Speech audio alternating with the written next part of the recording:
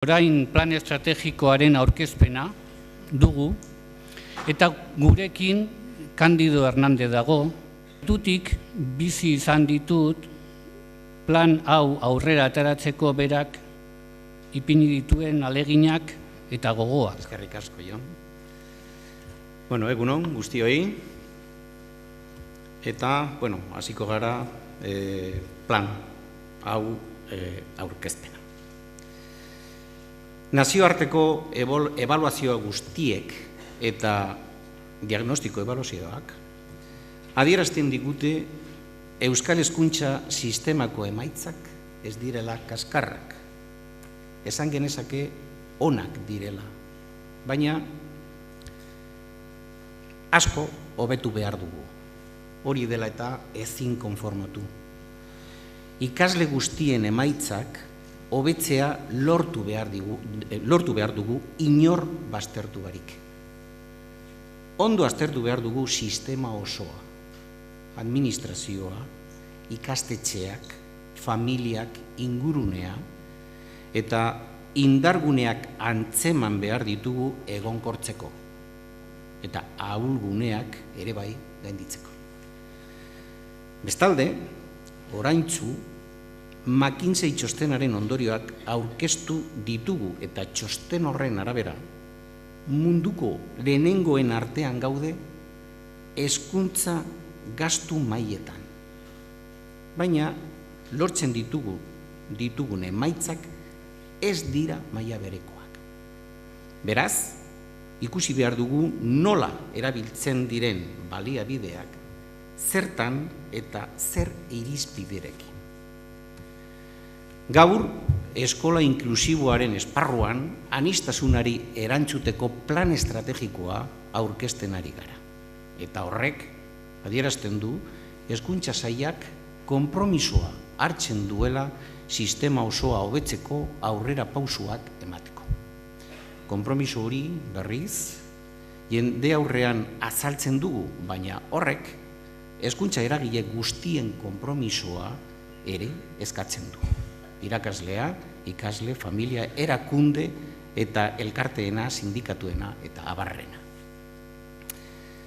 Plan estrategiko bat da elementu edota kontzeptu multzo bat erakunde batek hartu beharreko erabakiak bideratu, bateratu eta koherente egiten dituena.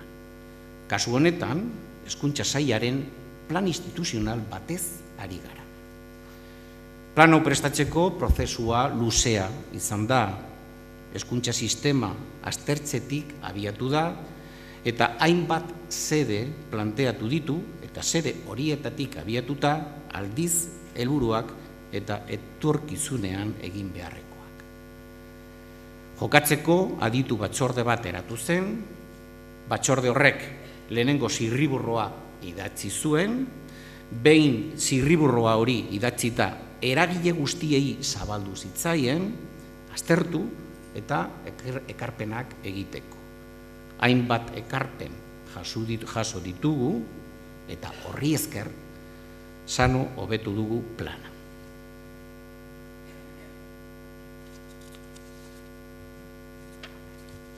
Plan honetan atal hauek garatzen dira. Hau izendatzen bakarrik. Ibilbide historikoa, eskola inklusiboa aukeratzeak dakartzan ondorioak, eskola inklusiboaren lehentasunak, egungo egoeraren azterketa, DAFO delakoa, misioa eta ikuspegia, Euskal Eskola Inklusiboa lantzeko helburuak, ekintza estrategikoak, planaren ebaluazioa eta jarraipena eta azkenean kronograma.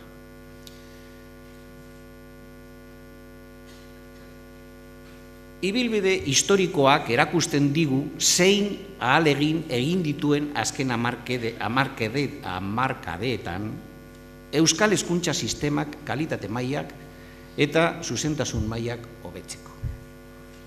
Abiapuntutzat, Euskal Herriko hezkuntza bereziko plana, jo dezakegu 1982 urtean, Plan hori lehenengoz 1997an berrikusi, eta eskola muinbarrekoa eta integratzailea txostena idatzi zen.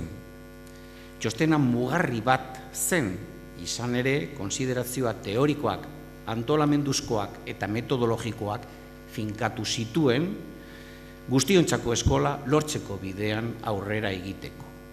2000 urtetik aurrera berriz, lehentasunezko hainbat ildo edo eremu antolatu ditugu hezkuntza berriztatzeko programak babesteko. Horietako bat, eta oso importantea gainera, guztiontzako eskola dugu. Plan honek aintzakotzat hartzen ditu nazioarteko erakundeen gomendioak eta nazioarteko konferentzietako ondorioak. Horiek denek kontuan izan dituzte ikerketa zientifikoak azaldutako evidentziak. Bueno, y ahora pasamos a ver las características de esta escuela inclusiva, las características de este plan que hemos elaborado, como decía, bueno, pues contando un poco con las aportaciones que quiero agradecer de verdad a todas las asociaciones, sindicatos, profesorado, en fin, todos los agentes educativos que de alguna manera habéis leído el plan con detenimiento y que habéis realizado aportaciones y que ha permitido, como decía antes, enriquecerlo. Muy bien. Hablamos de escuela inclusiva. Para nosotros, la escuela inclusiva es aquella que garantiza que todos los niños y niñas y jóvenes tengan acceso a una educación de calidad, con igualdad de oportunidades y que asegura su éxito escolar. Es una definición adoptada fundamentalmente de Mel Ainscough y Tony Booth. Los conocemos porque un documento que manejamos en nuestra comunidad, el Index for Inclusion, que ellos elaboraron, nos pareció muy interesante, se tradujo en su momento aquí en la comunidad autónoma y es un documento que tenemos en todos los centros. Es una definición que nos parece apropiada, que la hemos hecho nuestra y que partimos de ella.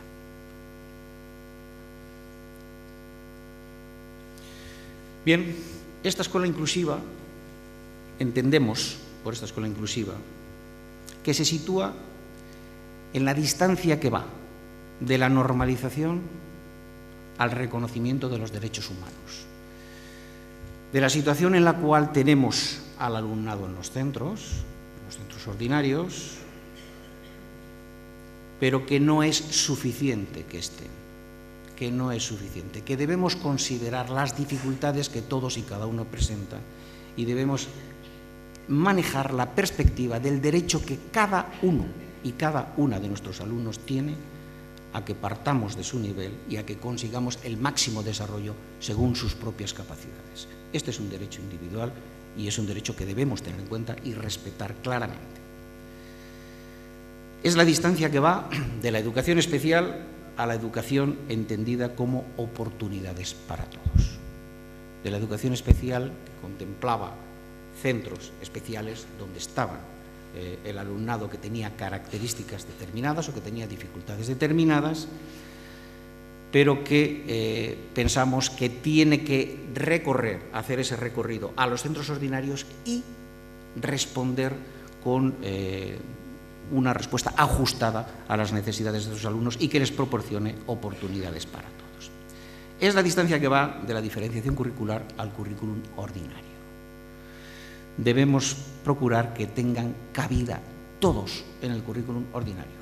Evidentemente que hay que hacer adaptaciones, evidentemente que hay que contemplar situaciones concretas, propuestas concretas, pero siempre en el contexto del currículum común para todos. Como decía antes la consejera, es el sistema el que se tiene que adaptar al alumno y no al revés. Es la distancia que va del diagnóstico y el modelo clínico a la resolución de problemas en colaboración.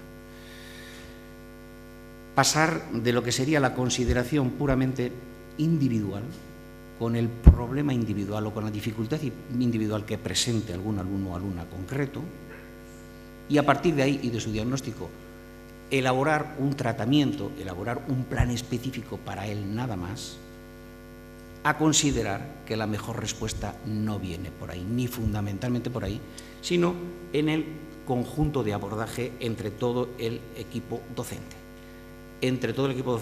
incluso con la colaboración del propio alumnado. Es decir, que se trata de realizar propuestas de grupo, se trata de implementar un modelo pedagógico que contemple a todo el alumnado. Es la distancia que va de los grupos separados a las aulas ordinarias. Muchos de los que estamos aquí tenemos mucho recorrido ya en la enseñanza. Y sabemos, la experiencia nos dice, que cuando hemos diagnosticado a algún alumno, le hemos colocado algún recurso y lo hemos colocado en un aula de apoyo, es decir, en una escolarización paralela a los grupos ordinarios, muchos alumnos, la inmensa mayoría, han tenido un recorrido paralelo a lo largo de toda la escolarización. No es ese el modelo que nos parece el adecuado. Debemos pasar de esos grupos separados a el tratamiento, a la respuesta pedagógica en las aulas ordinarias.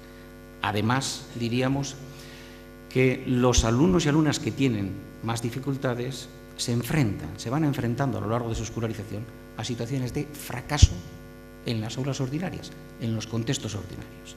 Cuando los sacamos a grupos de apoyo, ahí sí tienen momentos, digamos, de éxito, pero solo ahí, ellos solos. Lo que tenemos que intentar es que el éxito lo consigan en aquellos sitios donde han tenido situaciones de fracaso, donde puedan demostrar que ellos también son capaces de hacer determinadas cosas y que tengan el reconocimiento también de sus propios compañeros. Es la distancia que va de la responsabilidad de los especialistas a la responsabilidad compartida. Es aquello de que podemos pensar en algunos momentos que ya que tenemos algunos recursos específicos, que ya que estos recursos específicos tienen una preparación específica, quizás son ellos, aquellos que se tienen que encargar de estos alumnos o alumnas y procurar que ellos vayan avanzando. No ese es el modelo que queremos tampoco. Queremos que se vaya a una responsabilidad compartida, donde haya implicación del conjunto del equipo docente, donde no estorben estos alumnos en los contextos ordinarios y, por lo tanto, procuremos que cuanto más tiempo estén con estos recursos especializados, mejor. No es ese el modelo. Evidentemente, para llegar a esta situación se necesita formación. Se necesita formación porque no olvidemos, por otra parte, que la responsabilidad directa de todos los alumnos es del tutor o de la tutora, no es del PT, no es de la especialista de apoyo educativo. Y por lo tanto es quien tiene la misión de articular, de generar, de trabajar de manera conjunta la respuesta que se dé a ese alumno o a esa alumna en el conjunto de todo el aula. Pero decía que efectivamente para eso se necesita formación. Hemos venido impartiendo formación, pero nos parece que sí que debemos intensificar formación no solamente a las figuras que de alguna manera están trabajando en este terreno, consultores, orientadores, PTs, sino también a los propios tutores. Para eso es muy importante que la formación se ubique en el centro, ir a la formación de centro, a la formación en los claustros. Porque es verdad que esta formación a veces se produce en los berritzegunes, se produce en jornadas y son los tutores precisamente los que menos facilidades tienen para poder asistir a este tipo de formación. Por lo tanto, estamos modificando algunos elementos en la propia convocatoria Garatu para poder realizar cursos en el propio centro, en el paraguas de Garatu. Toda la convocatoria de proyectos de formación e innovación facilita también o permite que hagamos formación de este tipo y, desde luego, creo que sería muy interesante que vayamos potenciando esta formación en torno a lo que es la escuela inclusiva para facilitar esta implicación de todos en esta tarea. Es la distancia que va del alumno y alumna a la implicación de toda la comunidad, del alumno y alumna contemplado únicamente como una individualidad a la implicación, de alguna manera, no solamente de los profesores, sino también de las familias, asociaciones, un poco de todo el mundo, para intentar que la respuesta a cada uno sea la mejor posible. Y, por último, es la distancia que va de la integración a la inclusión, hacía referencia antes también la consejera, ¿no? La integración, de alguna manera, podemos decir que estamos en un nivel relativamente alto, o sea, prácticamente todo el mundo hoy está, todos los alumnos con más o menos dificultades están en los centros ordinarios, están escolarizados. Pero no es suficiente. no es suficiente. Tenemos que garantizar que las barreras que tienen para sus aprendizajes, para sus desarrollos personales, se vayan disminuyendo, se vayan minimizando y desaparezcan. Y por lo tanto puedan participar de manera real. Bien.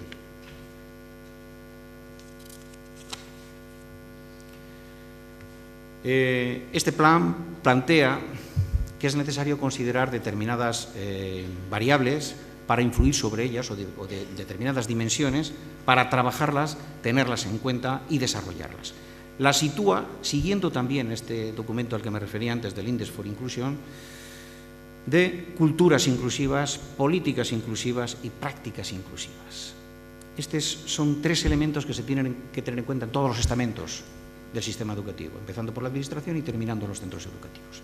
En el ámbito de los centros educativos, las culturas inclusivas harían referencia a lo que podríamos considerar el proyecto educativo de centro, donde de alguna manera se dibujan, se establecen cuáles son el conjunto de valores, donde tratamos de ver hacia dónde queremos que vaya este centro, qué pretendemos conseguir con nuestros alumnos, ¿no?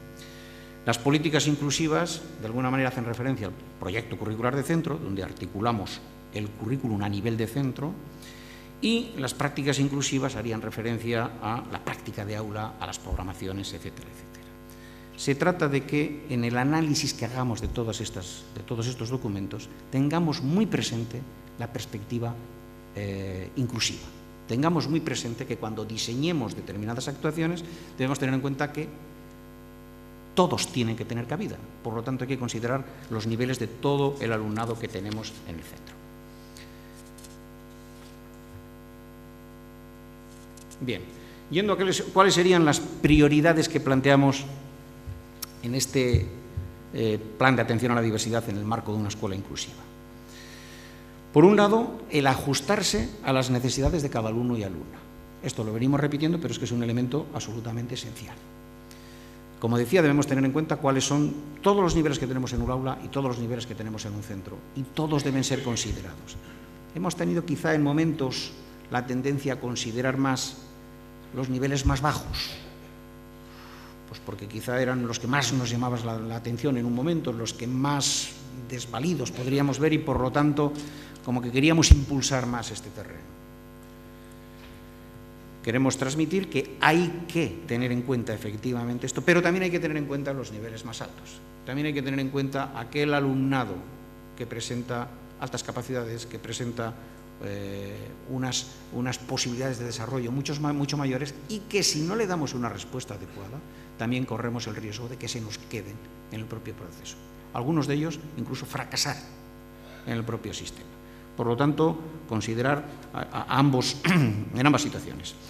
Por otra parte, otra prioridad sería actuar desde el marco escolar ordinario. Tomar como referencia las clases ordinarias. Buscar que las respuestas las organicemos ahí. Buscar que las propuestas se desarrollen ahí.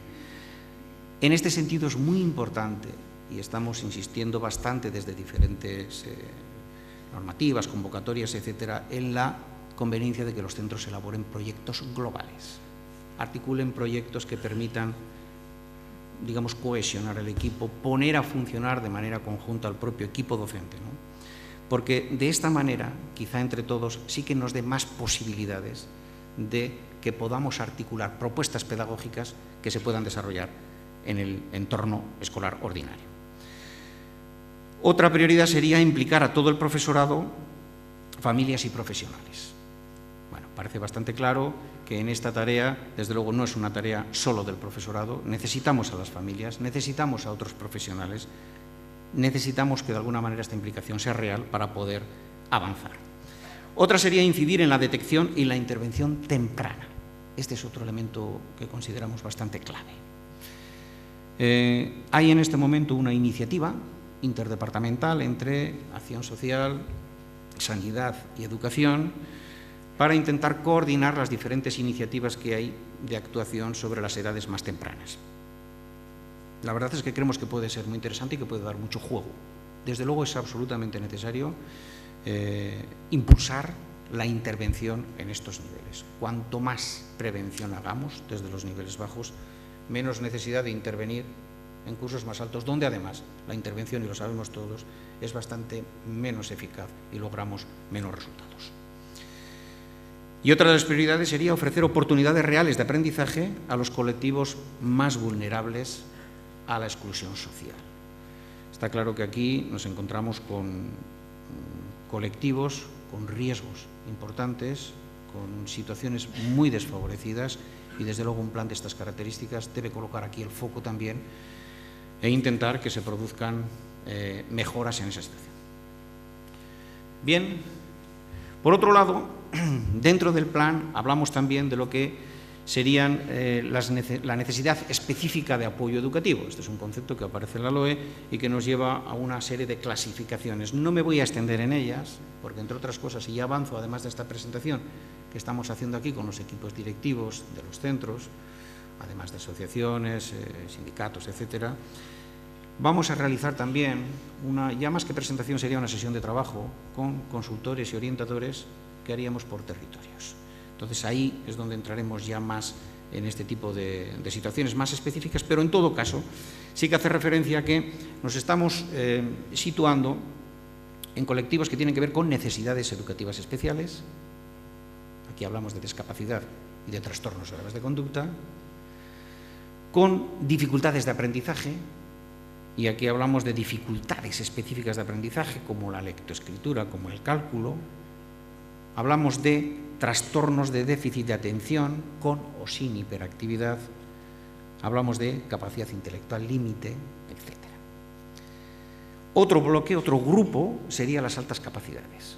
Hablamos de alumnado con inteligencia superior, con altos niveles de creatividad y también con un buen potencial de aprendizaje. Y que por lo tanto, y aquí además sería muy importante en todos, pero aquí también la detección temprana para poder facilitar su tránsito exitoso a lo largo del sistema. Otro bloque sería la incorporación tardía al sistema educativo. Estamos hablando fundamentalmente de la población de alumnado extranjero que se incorpora de manera tardía al sistema educativo, de alumnado inmigrante. Otro bloque sería las condiciones personales o de historia personal, alumnado que por sus características, su entorno, le ha ido provocando una situación que le genera fundamentalmente graves dificultades comportamentales o graves dificultades de ajuste al sistema escolar y que por lo tanto también debemos tener en cuenta. Y por último, situaciones de desigualdad social, como decía antes, medio social muy desfavorecido. Bueno, esto aparece en una de las metas que veremos después o que leyendo el documento que habéis recibido encontraréis, en concreto es la meta 2.5, y aquí os adelanto como iniciativa que intentaremos poner para el curso que viene en marcha un pilotaje en centros de medio escolar muy desfavorecido. Un pilotaje que lo que buscaría sería el compromiso de esos centros en torno a proyectos globales y también el compromiso de la Administración en torno a un apoyo específico para que realmente su alumnado pueda tener éxito escolar, pueda mejorar sus resultados y, en definitiva, pueda funcionar de la mejor manera posible el centro. Bien. Bueno, la forma de analizar la situación actual ha sido mediante la aplicación del DAFO, supongo que lo conocéis todos. Se han tratado de detectar las debilidades del sistema, las fortalezas, las amenazas y las oportunidades. En cada uno de los bloques se ha hecho el análisis desde diferentes perspectivas, desde desarrollo normativo, estructuras de apoyo, ayudas personales, adaptaciones curriculares, evaluación diagnóstica, trabajo en red, formación y evaluación y prácticas que facilitan y dificultan la impresión. Bueno, todo ello ha provocado un análisis que lo tenéis escrito ahí, que no voy a detallar ahora, pero que lo podréis leer. Bien, pasando a cuál sería la misión y visión que este plan estratégico plantea. Bueno, la misión, hablamos de crear una comunidad de aprendizaje acogedora, colaboradora y estimulante. Se trata de crear climas que sean, que sean acogedores, que faciliten de alguna manera la inclusión de todos, la participación de todos. Valorar todas las capacidades de las personas como fundamento primordial para el éxito escolar. Esto tiene que ver con las propias expectativas que nos generamos, la propia capacidad de alguna manera, de valorar a cada uno de los alumnos, a todos y cada uno, estén en el nivel que estén, tengan o no dificultades, pero hacer esa valoración de sus capacidades, creer definitivamente en ellos.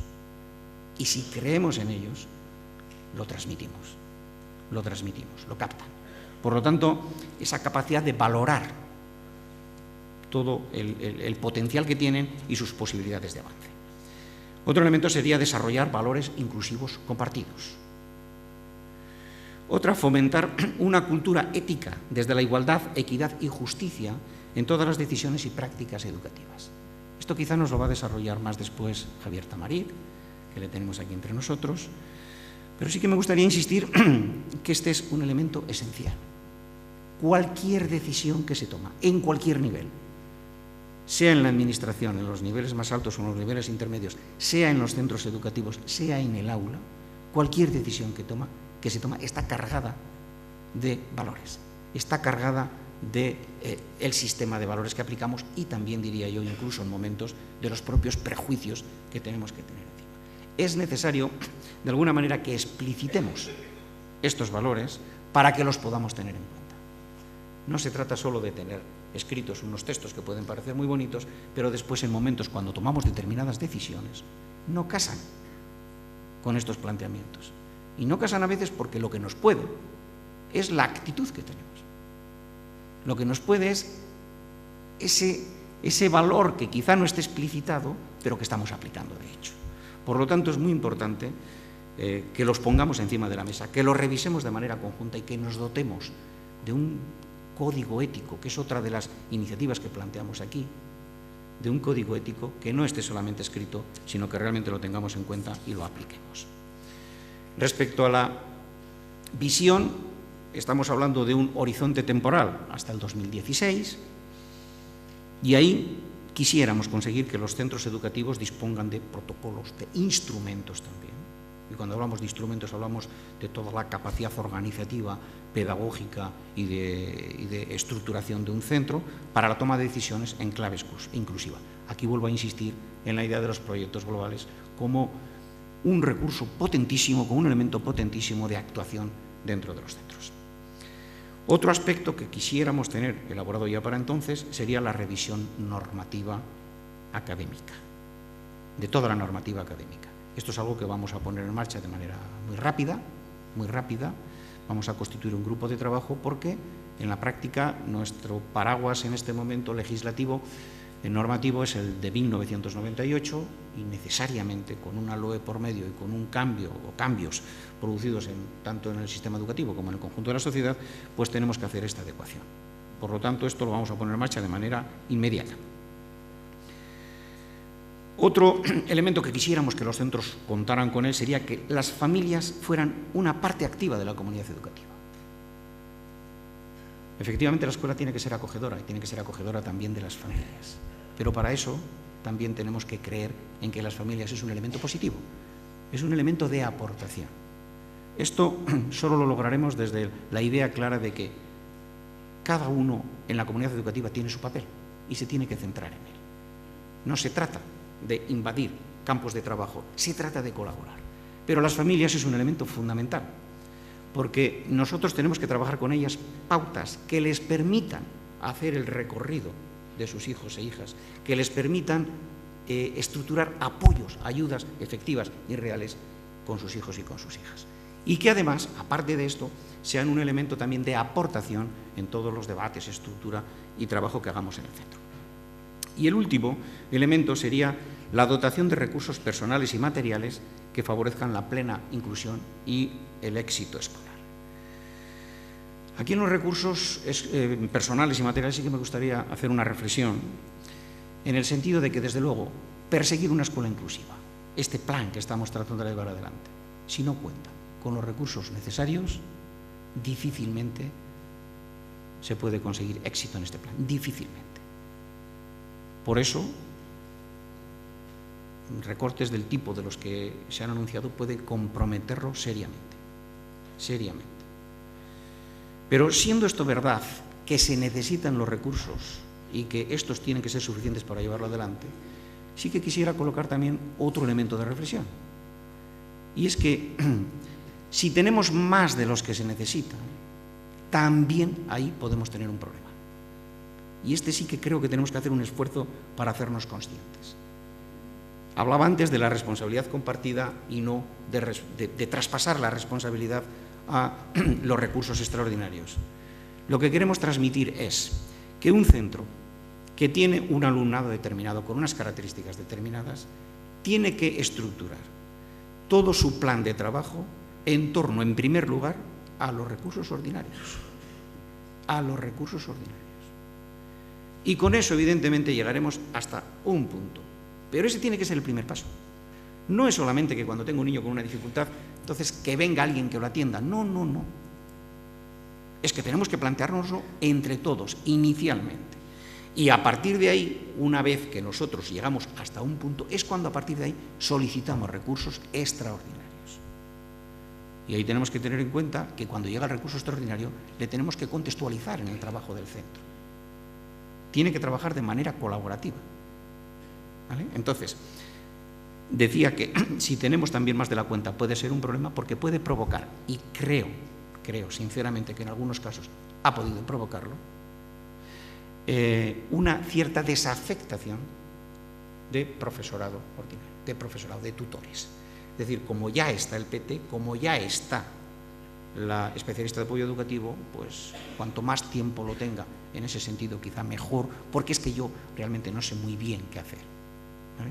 Entonces, esta desafectación nos parece que realmente es muy negativa para el desarrollo de estos chavales y que además el colocar un recurso que le tenga un alumno o alumna como una sombra a lo largo de casi todo el horario de la semana, pues eso no es positivo en primer lugar para el propio alumno. En todo este análisis lo que se está comprometiendo realmente son las posibilidades de avance del chaval. Por lo tanto, este es un elemento que sí que quisiera que lo consideráramos todos claramente, los recursos que se necesiten, claramente. Desde luego nosotros ahí trataremos pues de responder. En los 3 últimos años se ha ido de alguna manera conteniendo, digamos, el aumento de recursos, porque considerábamos que los que había podían responder bien a la situación que había, incluso podrían ser superiores, pero en todo caso, aunque poco, ha aumentado algo. Es decir, que si en un momento determinado se necesita un aumento, se hará. Pero lo que pedimos es esta reflexión seria, rigurosa, en los centros, en los equipos de apoyo, en los berritzegunes, en los equipos de asesores de necesidades educativas especiales, y que este esfuerzo entre todos sea para asegurar que tenemos realmente lo que se necesita y que es la organización de todo el centro la que le está dando sentido a cada uno de los recursos. Bien, este plan consta de una serie de objetivos que han surgido del análisis que habíamos hecho a través del DAFU. Fundamentalmente tratan de superar las debilidades que habían aparecido y que aquí en este caso únicamente paso a hacer una referencia a ellos, a leerlos, porque además yo me estoy yendo el tiempo, ¿verdad? Bueno, entonces, los objetivos los leo nada más, los tenéis ahí y a partir de estos objetivos viene después todo un desarrollo en cuanto a metas, acciones e indicadores. Bien, los objetivos serían generar culturas, políticas y prácticas inclusivas en todos los ámbitos. Segundo, fomentar el centro escolar como motor del cambio. El siguiente, promover el acceso al sistema escolar y facilitar la gestión de las distintas transiciones. Siguiente, impulsar la participación de la familia y la comunidad en los centros educativos y la creación de redes entre centros educativos. Potenciar una cultura en la organización y gestión de los apoyos en los distintos niveles del sistema educativo. Bueno, decía que en este caso solamente los leía. Esto en el plan está estructurado, que a partir de estos objetivos, como decía, se establecen unas metas y cada una de las metas tiene un desarrollo en acciones concretas con indicadores de logro concretas. Este plan contempla también la posibilidad de realizar, la necesidad de realizar una evaluación y un seguimiento. Para eso se contemplan, diferentes comisiones, que tampoco las vamos a detallar aquí, y, se trata de ponerlo en circulación. Evidentemente no se parte de cero, evidentemente que no. Los centros venís trabajando, las asociaciones venís trabajando durante tiempo y aportando, además, muchos elementos que han contribuido a que la situación vaya mejorando. Por lo tanto, este avance, este esfuerzo tiene que quedar muy en relieve y efectivamente no partimos de cero. Pero este plan pretende dar un impulso. Este plan lo que pretende es que de alguna manera nos pongamos las pilas todos y todas y, bueno, decir que evidentemente estamos seguros de la profesionalidad del profesorado, de la profesionalidad de todo el conjunto del sistema y que en este horizonte que colocábamos de 2016 seguramente habremos conseguido, bueno, estoy seguro que habremos conseguido mejorar la inclusividad en los centros y, por tanto, mejorar también los resultados en el alumnado. Deciros, fuera ya del propio plan estratégico, que colgando de él estamos elaborando otro plan que trataría de dar una respuesta también estructurada al alumnado extranjero de reciente incorporación y la inclusión de este alumnado en el conjunto del sistema. Bien, este plan, que en este momento está distribuido para recoger aportaciones, bueno, pues pensamos que a ver si antes de que finalice el curso lo podemos tener terminado. Y otro que estamos haciendo también es un plan de mejora de la escolarización del alumnado gitano. Bueno, este es un colectivo con unas características muy especiales, pero que requiere también un esfuerzo muy especial en los centros. Por lo tanto, estamos organizando este plan también para dar pautas y pistas y pensamos también que quizá a ver si puede estar antes de finalizar el curso. Y por último, deciros que en torno a las altas capacidades se han desarrollado unas orientaciones dirigidas bueno, pues a todos los agentes educativos y fundamentalmente a los centros educativos, y también estas están ya prácticamente terminadas, con lo cual, bueno, pues de manera muy inmediata haremos una presentación y una difusión de ellas. Bien, no sé si funcionará ahora Internet. Sí, bueno, muy bien, perfecto. Entonces, bueno, este es un cuento. Por 4 esquinitas de nada.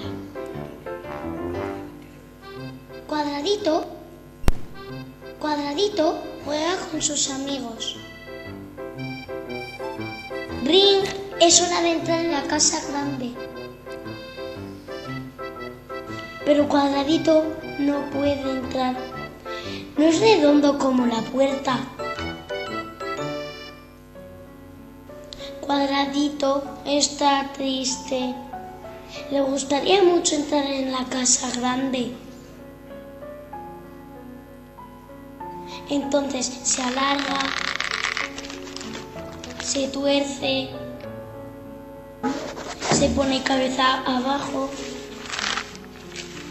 se dobla, pero sigue sin poder entrar. ¡Sé redondo!, le dicen los redonditos. Cuadradito lo intenta con todas sus fuerzas. ¡Te lo tienes que creer!, dicen los redonditos. ¡Soy redondo! ¡Soy redondo! ¡Soy redondo!, repite Cuadradito. Pero no hay nada que hacer. ¿Qué podemos hacer? Cuadradito es diferente, nunca será redondo. Pues te tendremos que cortar las esquinas, dicen los redonditos. ¡Oh, no!, dice Cuadradito. ¡Me dolería mucho! Los redonditos se reúnen en la sala grande, hablan durante mucho tiempo. Hasta que comprenden que no es Cuadradito el que tiene que cambiar. ¡Es la abuela!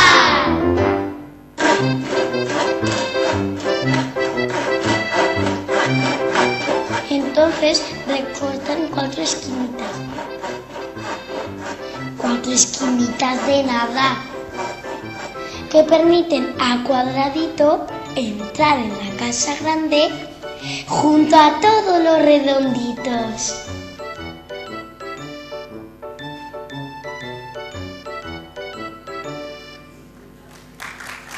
Bien. Bueno.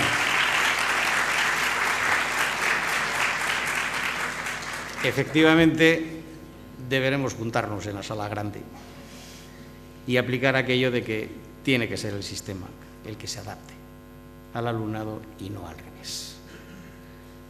Este esfuerzo, que es el que estamos seguros que vamos a hacer entre todos, confiando en que nos dé los frutos que también todos esperamos, benetan, mila esker guztioi, zuen presentziagatik eta zuen arretagatik, eskerrik asko guztioi.